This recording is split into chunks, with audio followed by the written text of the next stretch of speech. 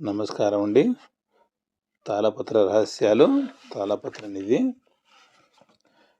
ధర్మ న్యాయ శాస్త్రాల్లో గర్భస్రావము ఇష్టంగా కానీ పరిస్థితులను బట్టి కానీ ఏ స్త్రీ అయినా గర్భస్రావం చేయించుకున్నచో ఆ పాపానికి ప్రాయశ్చిత్తమే లేదు. బ్రహ్మహత్య పాతకం కంటే 2 రెట్లు అధికం. కావున దానికి కారణమైన మగవానికి 4 రెట్లు పాపము. యజ్ఞోపవీతం నందు 9 పోగులేమిటి? యజ్ఞోపవీతము 9 పోగుల్లో 9 దేవతలుంటారు. బ్రహ్మ, అగ్ని, అనంతుడు, చంద్రుడు, పితృదేవతలు, ప్రజాపతి, వాయువు, సూర్యుడు సర్వదేవతలు నివసిస్తారు. సంధ్యావందనం ఏ సమయంలో చేయాలి? సూర్యోదయానికి అరగంట ముందు, అంటే 1:30 గడియల ముందు. నక్షత్రములు సమాప్తమవుతాయి కావున సూర్యోదయానికి అరగంట ముందు కాలంలోనే సంధ్యోపాసనం చేయాలి. తిరుపతి లడ్డుకు అంత మధురం ఎలా వస్తుంది? ఎంతమంది చేసినా ఎక్కడ చేసినా లడ్డు రుచి చూసి ఇది తిరుపతి లడ్డు ప్రసాదం కాదని, అదే ప్రసాదమైతే ఇది స్వామి దివ్య మధుర ప్రసాదం అని చెప్పగలరు. ఆ రుచి రావడానికి కారణం స్వామికి నైవేద్యం పెట్టడం ప్రథమ కారణమైతే, ఆలయంలోనున్న బంగారు బావి నీటితో లడ్డు మిగతా నైవేద్యాలను తయారు చేస్తారు. తిరుపతిలో ఎన్నో అద్భుత వనమూలికలున్నాయి. బంగారు బావి నీటితో చేయటం వల్ల ఆ రుచి వస్తుందంటారు. తిరుమల శ్రీ వెంకటేశ్వర స్వామి అభయహస్తానికి అర్థం ఏమిటి? తిరుమల శ్రీ వెంకటేశ్వర స్వామి అభయహస్తంతో మనకి సాక్షాత్కరిస్తాడు. స్వామి 5 వేళ్ళు కలిపి మనకు చూపటంలో అర్థము, మన శరీరంలో వ్యాన, సమాన, ఉదాన, ప్రాణ, అపాన వాయువులుంటాయి. ఆ 5 వాయువులు పంచప్రాణాలు అంటారు. ఆ 5 వాయువులు నిలిచిన మనస్సు నిలకడగా ఉంటుంది. కావున ఆ 5 వాయువులను ఒక్కటిగా చేసి ప్రార్థించు అని భావం. తిరుమల శ్రీ వెంకటేశ్వర స్వామిని దర్శించాలంటే 7 ద్వారములు దాటాలి. దానిలో అర్థం పరమార్థం ఏమిటి? శ్రీ స్వామి విగ్రహాన్ని దర్శించాలంటే 6 ద్వారములు దాటి ఆపై వచ్చే 7వ ద్వారం అవతల గర్భగుడిలోని శ్రీ వెంకటేశ్వరుని దర్శిస్తున్నాము. దాని పరమార్థం మనలో ఉన్న బ్రహ్మనాడిలో 7 కేంద్రములుంటాయి. జీవుడు ఆత్మను చేరాలంటే 7వ స్థానానికి చేరాలి. అందుకే స్వామి, నేను 7వ గదిలో ఉన్నాను, నన్ను చేరాలంటే మీలో ఉన్న 7 ద్వారములు దాటండి, అప్పుడు నా స్వరూపాన్ని, అంతర్యాన్ని చూడగలరు అనేది స్వామి దర్శనంలో పరమార్థం. పసిపిల్లల తలపై ఎందుకు కొట్టరాదు? సరదాగాను ప్రేమగాను పసిపిల్లల తలపై కొట్టరాదు. పుర్రె దగ్గర ఎముకలు మెత్తగా ఉంటాయి. కొంతమంది పిల్లలకి 6 సంవత్సరాలు వచ్చినా బలంగా తయారవవు. కావున తలపై కొట్టడం వల్ల ప్రమాదం లేదా మానసిక స్థితికి తేడా రావచ్చు. పిల్లల్లో వయసుతో పాటు మెదడు పెరగకపోవచ్చు. శివాలయంలో నంది కొమ్ముల మధ్య నుంచి దేవుణ్ణి ఎందుకు చూస్తాము? నంది వేద ధర్మ స్వరూపం. నంది మనలోని పశుతత్వానికి నిదర్శనం.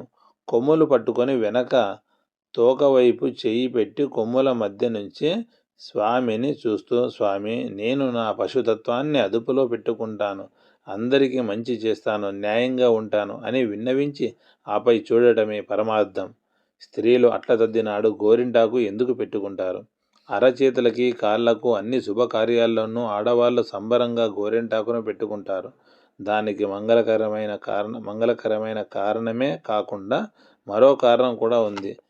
స్త్రీలు రోజులో ఎక్కువ భాగం నీటిలోనే పని చేయాల్సి రావటం వల్ల కాళ్ళు, చేతులు పాచి పడతాయి. ఆ పాచి, పగుళ్ళు అనేక వ్యాధులకు కారణమవుతాయి. గోరింటాకు పెట్టుకోవటం వల్ల వ్యాధులను అరికట్టడమే కాకుండా శరీరంలోని వేడిని కూడా లాగేస్తుంది. ఇంకా ఎంత ఎర్రగా పండితే అంత చక్కని మొగుడొస్తాడనే ఆడపిల్లల నమ్మకం కూడా. మంచం మీద కూర్చొని కాళ్ళెందుకు ఊపకూడదు? అలా చేయటం అరిష్టము. తెలియకుండానే అనారోగ్యం వస్తుంది. నరాల్లో బలహీనత వచ్చి వీర్యస్ఖలనం కూడా ఒక్కోసారి జరుగుతుంది. వాత వ్యాధులు కూడా రావచ్చు. రేతస్సు బలహీనపడి సుఖ సంసారం గాడి తప్పుతుంది. 10 నుంచి 15 రోజులైనా ఆ విషయం గురించి ఆలోచనే రాదు. ఎప్పుడైతే శృంగారం పట్ల ఉత్సాహము, కోరిక పోతాయో శరీరంలో శక్తి తగ్గుతుంది. ఆలోచనలు వేదాంతపరమైన విషయాలపైకి వెళ్ళి అక్కడ ఇమడలేక ఒకలాంటి నిరాశ వంటిది ఆవహిస్తుంది. తద్వారా అనేక అపజయాలు ఎదురవుతాయి. సందీపుడు సూక్తి. ఇతరులకు కీడు కలిగించుటే అధర్మమని నమ్ముము. మడి బట్టలతో పూజ వంటెందుకు చేస్తారు? భగవంతుడికి శుచి, శుభ్రత అంటే ఎంతో ఇష్టం. నీ ఇష్టాన్ని గౌరవించి నిన్ను పూజిస్తున్నాము అని భావన. మడి మీద పూజ చేస్తూ, స్వామి, అన్యులెవ్వరినీ తాకకుండా నీకోసమే భక్తితో ఈ మడి ధరించాను, వస్త్రం ఆరే వరకు నీ సేవే మడి వస్త్రంతో చేసే పూజ పరమార్థం అదే. అలాగే వంటగదిలో మాసిన బట్టలతోనూ రాత్రి ధరించిన బట్టలతోనూ వంట చేయటం ద్వారా అనేక క్రిములు వంటలోకి వెళ్ళవచ్చు. భక్తి శుభ్రతతో పాటు మడిబట్ట ధరించడం వల్ల శరీరంలోనే వేడి బయటికి పోదు. నేల మీద ఏమీ లేకుండా ఎందుకు కూర్చోకూడదంటారు? కనీసం చిన్న గుడ్డ ముక్క అయినా వేసుకొని కూర్చోవాలి. ఋషులు తపస్సు సమయంలోనూ హోమాది సమయాల్లోనూ నేలపై ఆసీనులవ్వరు. మానవుని శరీరంలో విద్యుత్ ఉంటుంది. అదే మనల్ని నడిపిస్తుంది. భూమికి ఆకర్షణ శక్తి ఎక్కువ. దానితో శరీరంలోని విద్యుత్తును లాక్కుంటుంది. దానితో శరీరంలో శక్తి యుక్తి సన్నగిలుతాయి. అందుకనే కటిక నేల మీద కూర్చొని భోజనం కానీ నిద్ర కానీ పూజ కానీ చేయరాదంటారు. పంచామృతం ఎలా తయారు చేసుకోవాలి?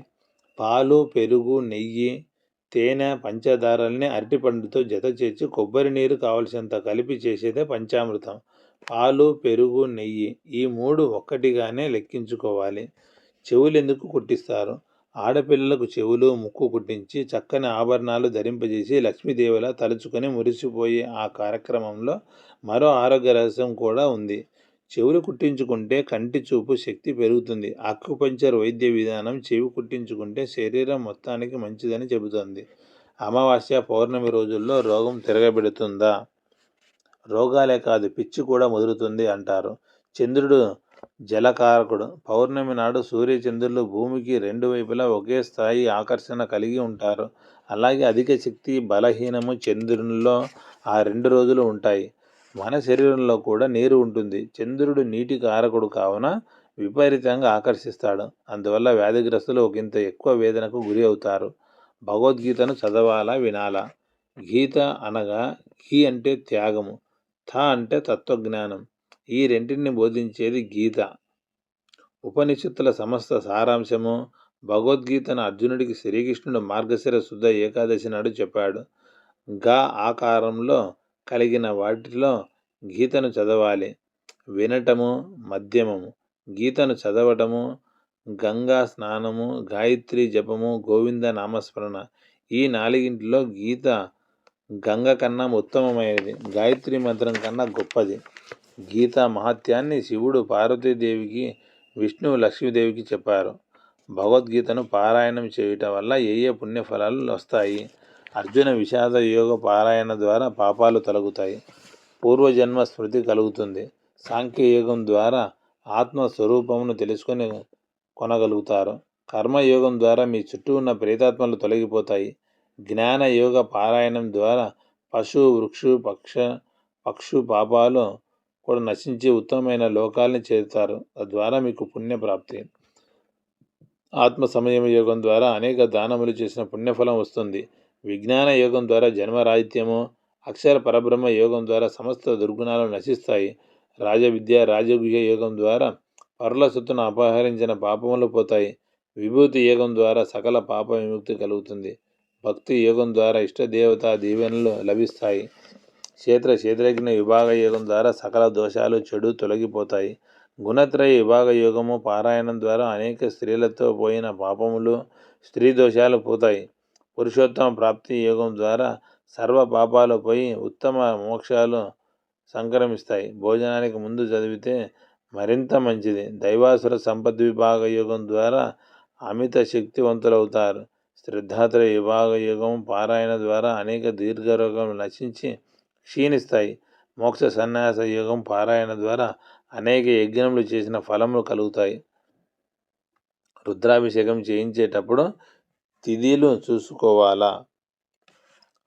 దీర్ఘ వ్యాధుల వారు తమ వ్యాధులు పోవాలని మిగతా వారు కోరికలతోనూ భక్తితోనూ శివునికి రుద్రాభిషేకం చేయిస్తారు. ఇలా చేయటం వల్ల మరణ భయం పోతుందని పురాణ ఆధారం. రుద్రాభిషేకం చేయించేవారు ఒక ముఖ్య విషయం గుర్తుపెట్టుకుని ఆపై అభిషేకం చేయించాలి. రుద్రాభిషేకంను శివ సంచారం తెలుసుకొని చేయించుకోవాలి. మహాశివుడు శుభస్థానంలో ఉన్నప్పుడే లెక్కించుకొని అభిషేకం చేయించుకోవాలి. శివ పూజ చేసే తిథిని 10తో హెచ్చవేస్తే అనగా 0 చేర్చి 7తో భాగిస్తే 1 వస్తే కైలాసంన, 2 వస్తే పార్వతీదేవి వద్ద, 3 వస్తే వాహనుడై ఉన్నట్టు, 4 వస్తే కొలువు తీరినట్లు, 5 నైవేద్యం 5 నైవేద్యం స్వీకరిస్తున్నట్టు, 6 వస్తే ఆనంద నాట్యం చేస్తున్నట్టు, సమయమున 7 వస్తే శ్మశానంలో ఉన్నట్టు తెలుసుకోవాలి. 7, 14 తిథుల్లో పూజ తగదు. వివరంగా తెలుసుకొని అభిషేకం చేయించుకోవాలి. పిల్లలు కలగకపోవడానికి శాపాలే కారణమా? సంతానం కలగకపోవడానికి తెలిసి కానీ తెలియక కానీ చేసిన శాపములే అని జ్యోతిష్య శాస్త్రం చెబుతోంది. సర్పశాపము, పితృశాపము, మాతృశాపము, భ్రాతృశాపము, ప్రేత శాపము, బ్రాహ్మణ శాపము, మిత్రశాపము. కావున ఆయా శాంతులు చేయించి భగవంతుని సేవించడం ద్వారా స్వామి చల్లని దీవెనలతో సంతానం కలగవచ్చు. అలాగే సముద్ర స్నానం, అది కూడా రామేశ్వరం వద్ద స్నానం చేస్తే మరింత ఫలం కలుగుతుంది. సముద్ర స్నానం ఎక్కడైనా ఒకటే కదా అని ఆలోచించకండి. గోవాలో సముద్ర స్నానం చేసి ఆ ఎండలో ఉంటే అనేక చర్మ వ్యాధులు నయమవుతాయి. అందుకే దేశ విదేశాల నుంచి గోవా వచ్చి అనేక చర్మ వ్యాధిగ్రస్తులు నెలల తరబడి ఉంటుంటారు. అలాగే ఒక్కో ప్రదేశంలో ఒక్కో శక్తి ఉంటుంది. ఇంట్లో పూజా మందిరంలో ఉండే దేవునికి, గుడిలో ఉండే దేవునికి ఎంతో తేడా ఉంది. భోజనం చేసేటప్పుడు మాట్లాడకూడదు ఎందుకు? తూర్పు ముఖం కూర్చొని భోజనం చేయటం శాస్త్రం. ఆ వైపు ప్రాణశక్తి ఎక్కువగా ఉంటుంది. అలాగే పితరులుండే దక్షిణ దిక్కు వైపు నుంచి అయినా భుజించవచ్చు. భోజనాన్ని ఎత్తైన దాని మీద కూర్చొని నోటికి ఎదురుగా విస్తరి పెట్టుకుని భోజనం చేస్తే అనేక వ్యాధులు వచ్చే అవకాశం ఉంది. పీట లేదా చాప ఇలాంటి వాటిపై కూర్చొని భుజించడం వల్ల కడుపుకి ఎంత కావాలో తెలుస్తుంది, అంతే తినగలుగుతారు. భోజనం చేస్తూ మాట్లాడుతుంటే నోటిలో లాలాజలం ఊరదు. దానితో ఆహారం జీర్ణం అవ్వక అనేక రోగ సంబంధిత సమస్యలు వస్తాయి. అమావాస్య, పౌర్ణమిలో తక్కువ భోజనం చేయటం ఆరోగ్యకరం. ఎవరికి ఎంత నిద్ర సమయం కావాలి? ఎవరికైనా 8 గంటల నిద్ర తప్పనిసరి. పసిపిల్లలకు 12 నుంచి 14 గంటలు, వృద్ధులకు 10 గంటలు, గర్భిణీ స్త్రీలకు, పాలిచ్చే తల్లులకు వీలైనంత ఎక్కువ నిద్ర అవసరం. నిద్ర ఆయుష్ని, శక్తిని పెంచుతుంది. పగటి నిద్ర కేవలం ఎండాకాలంలోనే చేయాలి. రాత్రి తగ్గిన నిద్రలో సగ భాగమే పగలు నిద్రపోవాలి. 50 దాటిన వారు మధ్యాహ్నం నిద్ర ఓ అరగంట చేస్తే చాలా మంచిది. దేవాలయాల్లో శృంగార బొమ్మలు ఎందుకు? దేవాలయ వ్యవస్థ ఎందు సకల శాస్త్ర పరిజ్ఞానం వాడతారు. శృంగారం 64 కళల్లో ఒకటి. దృష్టి దోష నివృత్తి కొరకు దేవాలయ దక్షిణ భాగంలో శృంగార భంగిమలను ఉంచుతారు. ఏవేవి వేటితో పోతాయి? విశాఖ కార్తెతో మేఘాలు పోతాయి. బిడ్డలు పుట్టడంతో స్త్రీకి యవ్వనం క్షీణిస్తుంది. మనిషి మరణిస్తే శత్రుత్వం పోతుంది. గౌరవం యాచనతో పోతుంది. చెడు అలవాట్లతో విలువలు పోతాయి. అధర్మ ఆలోచనలతో మానవత్వం పోతుంది. పక్కవాడిని పాడు చేయాలనుకుంటే మన ధనం పోతుంది. తిరుపతిలో శ్రీ వెంకటేశ్వర స్వామికి అమ్మవారు కుడి పక్కన ఎందుకుంటుంది? శేషాద్రి అయిన తిరుమలపై శ్రీ మహావిష్ణువు మనుష్య రూపము దాల్చటము, ఆపై ఆకాశరాజు కుమార్తె పద్మావతిని వివాహం చేసుకోవటం తెలిసింది. శ్రీ వెంకటేశ్వరుడు పద్మావతి దేవిల వివాహం గూర్చి సరిగ్గా సమయానికి లక్ష్మీదేవికి నారదుడు చెబుతాడు. దానితో శ్రీ మహాలక్ష్మీదేవి పద్మావతితోనూ శ్రీనివాసునితోనూ గొడవకు దిగుతుంది. ఆ సమయాన శ్రీనివాసుడు పద్మావతి పూర్వగాథ శ్రీ మహాలక్ష్మికి చెప్పి కుడి వక్షస్థలంపై పద్మావతి అమ్మవారిని, లక్ష్మీదేవిని ఎడమ వక్షస్థలంపై ఉండమని కోరాడు. భర్త ఆదేశానుసారంగా ఇద్దరు అమ్మవార్లు స్వామికి ఇరువైపులా ఉంటారు. సహపంక్తి భోజనాలందు అందరూ ఒకేసారి లెగవాలని ఎందుకు చెబుతారు? సహపంక్తి భోజనానికి కూర్చున్న అందరివి ఒకే జీవన ప్రమాణములు అయి ఉండవు. మంచి చెడు అలవాట్లతో రకరకాల వాళ్ళు ఉంటారు. వారి వారి శరీరాల్లో విద్యుత్తు వారి వారి శరీరపు శక్తి ప్రకారం పనిచేస్తుంది. సహపంక్తిలో కూర్చున్నప్పుడు దాదాపు శరీరపు భాగాల విద్యుత్ నియంత్రణ ఒకే రకంగా ఉంటుంది. శక్తిహీనుడైన వ్యక్తి ముందుగా లేచాడనుకుందాం.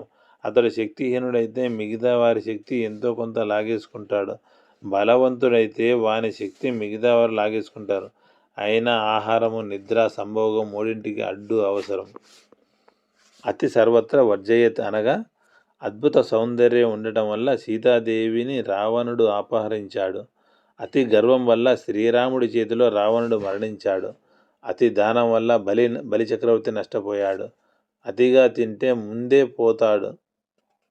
అతిగా వాగితే చులకనవుతాడు. అతిగా ఆశపడితే వచ్చేది అనర్థం. అందుకనే దేనికైనా అతి పనికిరాదని అంటారు. వివాహానికి వధూవరుల జాతకాలు కలిశాయని ఏ విధంగా చూసి చెబుతారు? పెళ్లి కుదుర్చుకునే ముందు జాతకాలు చూడటం మన సాంప్రదాయం, పైగా నమ్మకం కూడా. వధూవరుల జాతక భాగమును సప్తమ, అష్టమ స్థానాలను చూస్తారు.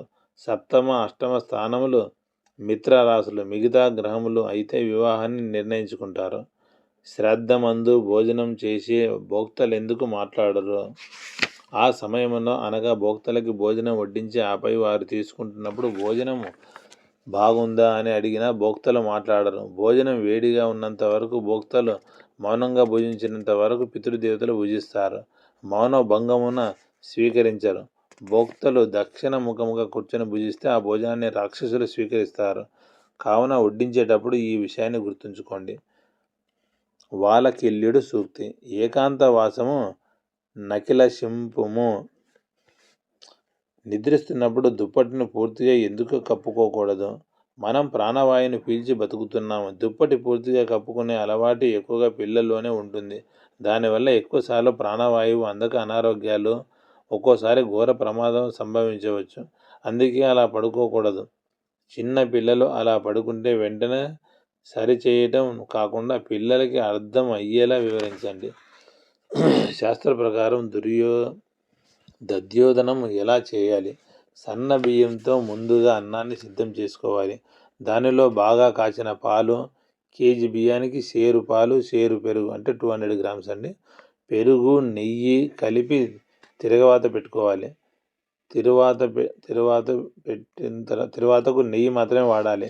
ఎండు మిరపకాయలు, ఆవాలు, మినుములు, శనగపప్పు, కరివేపాకు తాలింపుకు పెట్టి కలపాలి. ఆపై మిరియాల పొడి, అల్లం తురుమ వేయాలి. నీళ్లలో ఇంగువ కలిపి పెరుగు అన్నంపై చల్లి బాగా కలపాలి. నోరూరించే దధ్యోదనం సిద్ధం. కఫము, పైత్యాన్ని నివారించి బలంతో పాటు వీర్య బలము ఈ దధ్యోదనం ద్వారా కలుగుతాయి. బియ్యం తింటే పాండురోగం వస్తుందా? చిన్న పిల్లల్లో బియ్యం తినటం పరిపాటి. చిరుతిళ్ళు దొరకనప్పుడు కాకతాళీయంగా బియ్యం తినే పిల్లలు తర్వాత దాన్ని అలవాటుగా చేసుకుంటారు. తర్వాత ఎప్పుడో గుర్తించిన తల్లి బియ్యం తింటే పాండురోగం వస్తుందని చెప్పి ఆ అలవాటును మాన్పిస్తుంది. ఇలా బియ్యం తినడం వల్ల అజీర్తి చేస్తుంది. తద్వారా అనేక రోగాలు రావడం ఖాయం. కొన్ని ప్రాంతాల్లో బియ్యం తింటే మీ అమ్మకి జ్వరం వస్తుందని కూడా పిల్లలను భయపెట్టి ఈ అలవాటు మానుపుతారు. బెజవాడ కనకదుర్గమ్మ ముక్కు పుడకను కృష్ణమ్మ అందుకుంటే కలియుగాంతమేనా? పోతులేరు వీరబ్రహ్మం గారు కాలజ్ఞానంలో ఎన్నో చెప్పారు. పొగబండ్లు నడుస్తాయని, ముఖానికి రంగేసుకున్న వారు నాయకులు అవుతారని, భర్త లేని స్త్రీ రాజ్యమేలుతుందని, నీళ్లు కొనుక్కుంటారని అన్నీ జరిగాయి. పై విషయాలన్నీ చెప్పారు. కనకదుర్గమ్మ ముక్కు పొడకను కృష్ణమ్మ అందుకుంటే కలియుగం అంతమైపోయినట్టే. అంత ఎత్తున కృష్ణమ్మ ఎగిస్తే ఇక భూమి మీద ఏం మిగులుతుంది? భోజనానికి ముందు తర్వాత ఆచమనము గావించేదెందుకు? భోజనానికి ముందు నీటిని విస్తరి చుట్టూ విడుస్తూ ఆపై అమృతమస్తు అని కొంత నీటిని సేవిస్తారు. ఆపై యమధర్మరాజును, చిత్రగుప్తుని, సర్వదేవతలను స్మరిస్తూ కుడిప్రక్క అన్నాన్ని బలిగా కొంత వేస్తారు. ఆపై భోజనం ముగించి ఆచమింపజేస్తారు. ఈ పద్ధతిలో ఎంతో దైవభక్తితో పాటు ఆరోగ్య రహస్యం కూడా ఉంది.